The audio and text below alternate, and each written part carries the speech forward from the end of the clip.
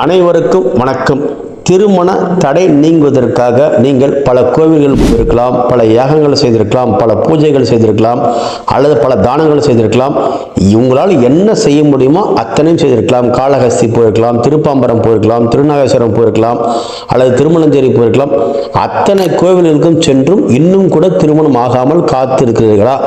இனிமே நம் கோவில்களுக்கு போகலாமா வேண்டாமா, இனி பரிகாரமே வேஸ்ட் என்ற நிலைமைக்கு வந்து விட்டீர்களா? அப்படி என்றால் இந்த கோவில் உங்களுக்குத்தான். இந்த கோவிலுக்கு ஒரு முறை சென்று பரிகாரம் செய்து பாருங்கள். கண்டிப்பாக 100% நாள் நட்சத்திரம் என்று பார்க்காமல் உறுதியாக திருமணம் கைகூடும். அதே போல சிலருக்கு ஜாதக ரீதியாக நாகதோஷம் இருக்கலாம், சர்ப்பதோஷம் இருக்கலாம், காலசர்ப்ப தோஷம் இருக்கலாம், செவ்வாய் தோஷம் இருக்கலாம், புனர்ப்பு தோஷம் இருக்கலாம், களத்திர தோஷம் இருக்கலாம். எந்த தோஷமாக இருந்தாலும் சரி, ராகு கேது என எந்த தோஷமாக இருந்தாலும் அது உடனடியாக நிவர்த்தி பெறும் சக்தி வாய்ந்த கோவிலாக இருக்கிறது. சிலருக்கு ஜாதகம் சுத்த ஜாதகமாக இருக்கும், எந்த பிரச்சனையும் இருக்காது, ஆனால் வரன் மட்டும் அமையாது.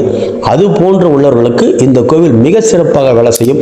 ஜாதகத்தில் எந்த தோஷமும் இல்லை, ஆனால் வரன் அமையவில்லை என்றால் கண்டிப்பாக இந்த கோவிலுக்கு செல்லுங்கள். வரன் உங்களுக்கு வரிசையாக நிற்பார்கள். அவ்வளவு சக்தி படைத்த கோவிலாக இருக்கிறது. வாழ்க்கையில் ஒரு முறை சென்று இங்கு நடக்கக்கூடிய திருமாங்கல்ய பூஜையில் கலந்து கொண்டு திருமாங்கல்ய பூஜை செய்தால் நிச்சயமாக 100% திருமணம் உறுதி.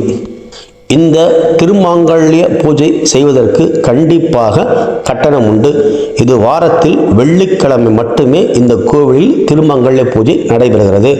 ஒருவேளை நீங்கள் வெளியூரில் இருந்தாலோ, வெளிநாட்டில் இருந்தாலோ, வெளி மாவட்டத்தில் இருந்தாலோ எங்களால் நேரில் சென்று அந்த பூஜை செய்ய முடியவில்லை என்ற வருத்தம் இருந்தால் குருக்களே அந்த பூஜைகளை செய்து உங்களுக்கு தெளிவாக அவர்களே செய்து உங்களுக்கு அனுப்பி வைப்பார்கள் பிரசாதத்தை. எனவே நீங்கள் வெளியூரில் இருந்தாலும் கூட ஆன்லைன் வழியாக கூட நீங்கள் பரிகாரம் செய்து கொள்ளலாம். சரி, முதலில் இந்த கோவில் எங்கே இருக்கிறது, எப்படி செல்ல வேண்டும் என்ற அனைத்து முகவரையும் இந்த வீடியோவை முழுமையாக பார்த்தால் தெரியும். வாரத்தில் ஒரே ஒரு நாள் மட்டும்தான் கோவில் திறந்திருக்கும். அது வெள்ளிக்கிழமை மட்டும்தான். வெள்ளிக்கிழமை காலை 8 மணி முதல் 12 மணி வரை தான் கோவில் திறந்திருக்கும். அந்த வெள்ளிக்கிழமை நாளில் தான் ஒரு திருமாங்கல்ய பூஜை நடைபெறுகிறது. திருமாங்கல்ய பூஜை என்றால் தங்கத்தால் செய்த மாங்கல்யம் கிடையாது. சாதாரணமாக ஒரு விரலி மஞ்சளை வைத்துத்தான் செய்கிறார்கள். அதாவது தாலி கயிறு, தாலி சரடு என்று சொல்வார்கள். அதுபோல அந்த மஞ்சள் கயிறை வச்சு தான் ஒரு திருமாங்கல்ய பூஜை நடக்கிறது. இந்த திருமாங்கல்ய பூஜையில் கலந்து கொள்வதற்கு கண்டிப்பாக கட்டணம் உண்டு. அதே போல கட்டணம் எவ்வளவு என்று தெரிந்து கொள்வதாக இருந்தால் வாட்ஸ்அப்பில் குருக்களுக்கு வணக்கம் என்று ஒரு தகவல் சொல்லுங்கள். சொன்னாலே போதும், அவர்களுக்கு பூஜை செலவு அதே போல திருமாங்கல்யத்துக்கான கட்டணம் எவ்வளவு என்பதை அவர்கள் தெளிவாக உங்களுக்கு வாட்ஸ்அப் செய்து விடுவார்கள். நீங்கள் ஃபோன் செய்து பேசுவதற்கு வேலையே இல்லை. கட்டணம் எவ்வளவு என்று தெரிய வேண்டும், அதே போல பூஜை பொருள் என்னவென்று தெரிய வேண்டும், அதை அவர்கள் அனுப்பிவிடுவார்கள். மற்றபடி நேரில் செல்வதாக இருந்தால் கண்டிப்பாக முன்பதிவு மிக மிக மிக அவசியம். புதன்கிழமை காலை 8 மணியிலிருந்து இரவு 8 மணிக்குள் நீங்கள் ஃபோன் செய்து முன்பதிவு செய்து விட்டுத்தான் அந்த கோவிலுக்கு போக வேண்டும். ஏன் முன்பதிவு செய்ய வேண்டும், எதற்காக முன்பதிவு செய்ய வேண்டும் என்றால் அவர்கள் உங்கள் பெயர், ராசி, நட்சத்திரம் எல்லாம் அனைத்தும் வாங்கி கொண்டு புதன், வியாழன், வெள்ளி ஒரு 3 நாட்கள் மிக ஆச்சாரமான பூஜைகளை செய்து தயாராக தீர்த்தம் வைத்திருப்பார்கள். அதன் பின்பு நீங்கள் வெள்ளிக்கிழமை போகும்போது உங்களை அமர வைத்து ஒரு மணி நேரம் வரை உங்கள் கையாலே வேத மந்திரங்களை சொல்ல சொல்லி, அர்ச்சனைகளை செய்ய சொல்லி, உங்கள் கைகளாலே அந்த பரிகாரங்களை செய்ய சொல்லி ஒரு மணி நேரம் வரை அந்த பூஜை நடக்கும். அந்த பூஜையின் முடிவில் மிக சக்தி வாய்ந்த ஒரு தீர்த்தம் போடுவார்கள். அந்த தீர்த்தம் மிக சாதாரணமான தீர்த்தம் அல்ல, சகல தோஷங்களும் நிவர்த்தி செய்யக்கூடிய ஒரு தீர்த்தமாகும். அந்த பூஜையின் முடிவில் உங்கள் மீது அந்த தீர்த்தத்தை தெளித்தாலே உங்களை பிடித்திருக்கக்கூடிய அனைத்து பிரச்சனைகளும் முடிவுக்கு வந்துவிடும். தடைகள் உடையும், தாமதங்கள் விலகும். நாகதோஷம், சர்ப்பதோஷம், செவ்வாய் தோஷம், புனர்ப்பு தோஷம், களத்திர தோஷம், தாரா தோஷம், திருமண தடையை ஏற்படுத்தக்கூடிய அனைத்து வித தோஷங்களும் நிவர்த்தடையும். வரன் அமையாமல் போவது, தள்ளி போவது, தடை ஏற்படுவது, எந்த பிரச்சனையாக இருந்தாலும் சரி அனைத்தையும் நீக்கும் சக்தி அதற்கு உண்டு.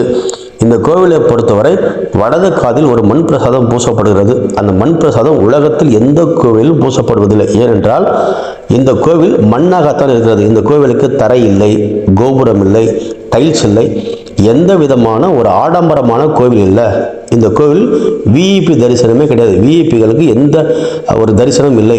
அனைவரும் மண்ணில் அமர்ந்து தான், சாதாரணமாக மண் தான் இந்த கோவில், அதில் தான் அனைத்து பரிகாரம் நடைபெறுகிறது, அனைத்து வழிபாடும் நடக்கிறது. இந்த கோவிலை பொறுத்தவரை யாரும் சாமி கும்பிட்டு வருவதற்கு செல்வதை நான் இதுவரை பார்த்தே இல்லை. இது முழுக்க முழுக்க பரிகார ஸ்தலம் என்பதால் பரிகாரத்துக்காக மட்டுமே போகிறார்கள். வேறு யாரும் அங்கே பரிகாரத்தை தாண்டி வேறு யாரும் போவதில்லை. பரிகாரம் செய்பவர்கள் மட்டும் போக வேண்டும். வாரத்தில் ஒரு நாள் புதன்கிழமை நீங்கள் ஃபோன் செய்து நாங்கள் கோவிலுக்கு வருகிறோம் என்று முன்பதிவு செய்ய வேண்டும். முன்பதிவு என்றால் என்ன? நேரில் போக வேண்டுமா? ஃபோனில் பேசினால் போதும் என்றால் ஃபோனில் பேசினால் போதும். உங்கள் ஃபோனை எடுத்து, ஐயா நாங்கள் கோவிலுக்கு வருகிறோம், எங்களுக்கு ஒரு டோக்கன் நம்பர் கொடுங்கள் என்றால் அவர்கள் டோக்கன் நம்பர் கொடுத்து விடுவார்கள். அதை வைத்துக்கொண்டு நீங்கள் வெள்ளிக்கிழமை காலை அவர்கள் சொல்லும் நேரத்துக்கு போனால் போதும். நீங்கள் காலை 5 மணிக்கோ 4 மணிக்கோ 3 மணிக்கோ எழுந்து அடித்து பிடித்து போக வேண்டியதில்லை. வெள்ளிக்கிழமை எத்தனை மணிக்கு வர வேண்டும் என்பது புதன்கிழமை நீங்கள் முன்பதிவு செய்யும்போது தெளிவாக அவர்கள் சொல்வார்கள். அதே போல் நீங்கள் எப்படி வர வேண்டும் என்ற வழியும் போக்குவரத்து ரூட்டும் உங்களுக்கு அவர் தெளிவாக சொல்வார்கள். எனவே முன்பதிவு செய்துவிட்டு நீங்கள் செல்லுங்கள். முன்பதிவு செய்வதற்கு எந்த கட்டணமும் இல்லை. குருக்களுக்கு உள்ள தட்சணையோ பரிகாரத்துக்கான கட்டணமோ நேரில் சென்று கொடுத்தால் போதும். முன்பதிவு செய்யும்போது கொடுக்க வேண்டிய அவசியம் இல்லை.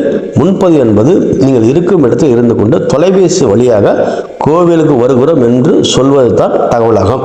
ஆனால் முன்பதிவு செய்துவிட்டு போகாமல் இருப்பது மிகப்பெரிய பாவமாகும். ஏனென்றால் புதன், வியாழன், வெள்ளி 3 நாட்கள் அந்த பூஜை செய்து தயாராக வைத்திருப்பார்கள். நீங்கள் ஒருவேளை போகாமல் விட்டுவிட்டால் நிச்சயமாக வாழ்க்கையில் நீங்கள் உயிரோடு இருக்கும் வரை மீண்டும் அந்த கோவிலுக்கு உங்களால் போகவே முடியாது.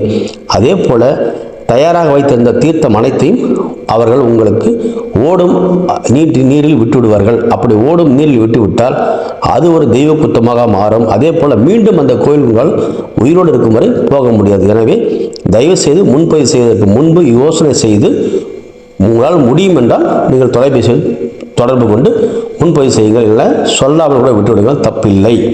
அதே போல் இந்த மாங்கல்ய பூஜை என்பது மிக மிக சக்தி வாய்ந்தாகும். இது அவ்வளோ சாதாரணமான ஒரு திருமாங்கல்ய பூஜை அல்ல.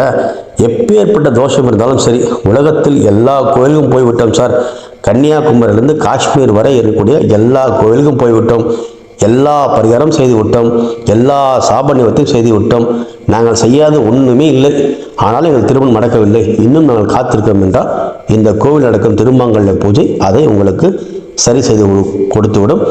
விதி இருந்தால் மட்டும்தான் இந்த கோவிலுக்கே நீங்கள் போக முடியும். அதை நன்றாக புரிந்து கொள்ளுங்கள். உங்களுக்கு திருமணம் உறுதி, நீங்கள் நடக்கப் போகிறது உங்களுக்கு கன்ஃபார்ம் என்றால் உங்களுக்கு இந்த வீடியோ கண்ணில் தெரியும். அதே போல் இந்த கோவில் தெரியும், இந்த அம்மன் தெரியும். இல்லை என்றால் உங்களுக்கு தெரியவே தெரியாது. இதுதான் இந்த கோவில் மகிமையாகும். எனக்கு தெரிந்தவரை நான் ஒரு ஜோதிடராக இருந்து தொடர்ந்து இந்த கோவிலுக்கு அனுப்பி கொண்டே இருக்கிறேன். இந்த வருடத்தில் மட்டுமே சுமார் 100க்கும் மேற்பட்ட திருமணங்கள் நான் அனுப்பி உறுதியாக இருக்கிறது. யார் இந்த பூஜையை செய்யலாம்? திருமணம் ஆகாத ஆண்களோ பெண்களோ இந்த பூஜையை செய்யலாம். ஒருவேளை அவர்களால் வர முடியவில்லை, நாங்கள் பெற்றோர்கள் இருக்கிறோம், அதாவது அந்த திருமணம் ஆகாத ஆணுக்கோ பெண்ணுக்கோ அப்பா அம்மா இந்த பூஜை செய்யலாம் என்றால் கண்டிப்பாக பூஜை செய்யலாம்.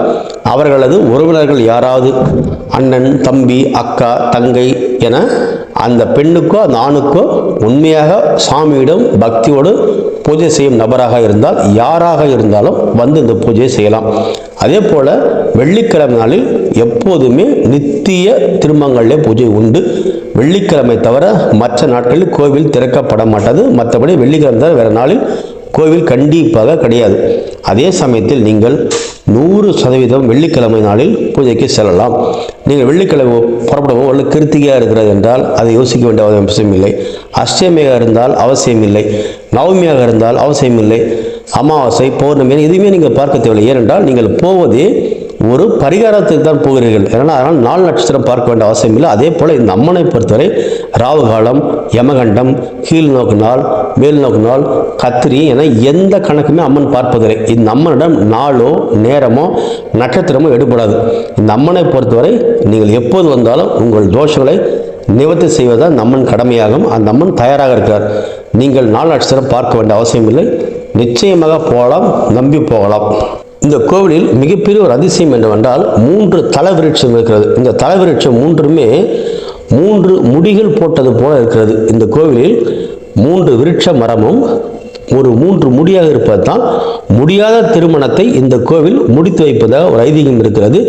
இந்த கோவிலுக்கு நீங்கள் சென்று வணங்க ஆரம்பித்து விட்டால், அதாவது இந்த பரிகாரத்துக்கு சென்றால் அந்த கோவில் எல்லை தொடும்போது, அதாவது இந்த கோவிலுக்கு அருகில் சென்று விட்டால் நீங்கள் யாரிடமும் பேசக்கூடாது. அதுதான் மிக முக்கியமாக இருக்கும். உங்கள் குடும்பத்தாரை தவிர வேறு நபரிடம் பேசக்கூடாது. அதுவும் பூஜை முடிவு வரை ஒரு மணி நேரம் வரை முடிந்த அளவுக்கு ஒரு மௌன விரதத்தை கடைபிடிக்க வேண்டும். இது மிக மிக மிக மிக முக்கியமாகும். உங்கள் குடும்பத்தாரை தவிர வேறு யாரிடமும் எதுக்காகவும் பேசக்கூடாது. அப்படித்தான் இந்த பூஜை, அதாவது ஒரு மௌன விரத பூஜை என்று இதை வைத்துக் கொள்ளலாம். மிக மிக முக்கியமாக யாரிடம் நீங்கள் பேசக்கூடாது. அப்படி யாரிடம் நீங்கள் எந்த ஊர், நாங்கள் எந்த ஊர், நீங்கள் எங்கிருந்து வருகிறீர்கள், நாங்கள் எங்கிருந்து வருகிறோம் என்று பேசினால் அந்த பூஜை பிரயோஜனம் இல்லை. அது அம்மனுக்கு பிடிக்காது. ஏனென்றால் அம்மன் மௌன விரதத்தை மட்டும்தான் விரும்புகிறார். எனவே தயவு செய்து அதை பார்த்து கொள்ளுங்கள். சரி, இந்த கோவில் எங்கே இருக்கிறது அதை பற்றி நாம் பார்த்து விடுவோம்.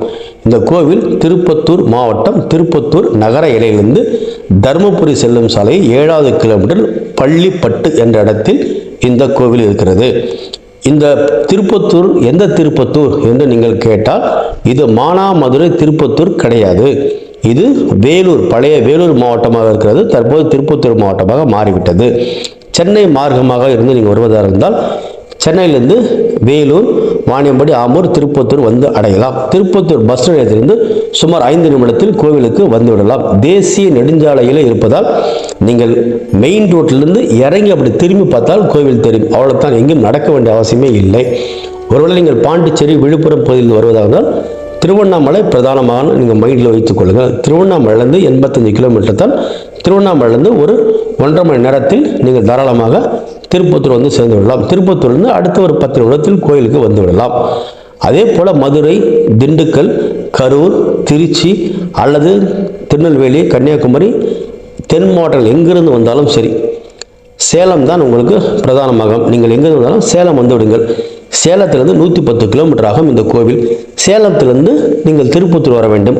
திருப்பத்தூர் பஸ் நிலையத்திலிருந்து சுமார் 5 நிமிடத்தில் இந்த கோவிலுக்கு வந்து விடலாம். இந்த கோவில் நேரடியாக ஆட்டோ வசதி நிறைய இருக்கிறது. 5 நிமிடத்தில் வந்து விடலாம். சரி, அதே போல் ரயில் மார்க்கமாக இருந்து வருவதாக இருந்தால் ஜோலார்பேட்டை ஜங்ஷன், இதுதான் பிரதான ரயில் நிலையமாகும். ஜோலார்பேட்டைக்கும் திருப்பத்தூருக்கும் ஒரு 5 நிமிடம் தான், அதிகபட்சம் ஒரு 5 கிலோமீட்டர் தான் இருக்கிறது. நீங்கள் ஒரு 5 நிமிடத்தில் ஜோலார்பேட்டை டு திருப்பத்தூர் வந்து விடலாம். திருப்பத்தூர் டு கோவிலுக்கு ஒரு 5 நிமிடத்தில் வந்து விடலாம். இதை நன்றாக புரிந்து கொள்ளுங்கள். சில நேரம் திருப்பத்தூரில் ரயில் நிலையம் இருக்கிறது. திருப்பத்தூர் நின்றாலும் நீங்கள் இறங்கிக் கொள்ளலாம். இதை பார்த்து வந்து விடுங்கள். அதே போல் நீங்கள் முன்பதிவு செய்யும் போதே உங்களுக்கு தெளிவாக லொக்கேஷன்லாம் போட்டு விடுவார்கள். நீங்கள் கவலைப்பட வேண்டிய அவசியம் இல்லை. வாருங்கள், திருமண தடை நீங்கி வளமோடு வாழுங்கள். நன்றி.